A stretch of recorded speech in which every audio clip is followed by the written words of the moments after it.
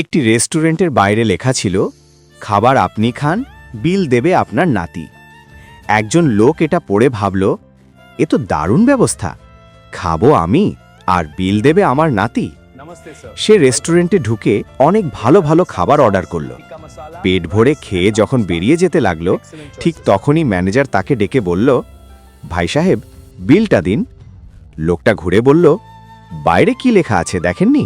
খাবার আমি খাবো, বিল দেবে আমার নাতি। ম্যানেজার হেসে বলল, না না স্যার, আপনি ভুল বুঝছেন, আমি আপনার বিল চাইছি না।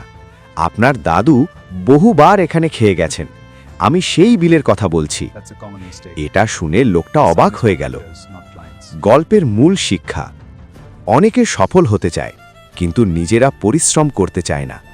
তারা ভাবে সাফল্য আমি পাবো, কিন্তু পরিশ্রম করবে অন্য কেউ।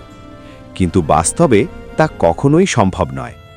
সফলতা যদি আপনার চাই, তাহলে দিনরাত পরিশ্রমও আপনাকেই করতে হবে।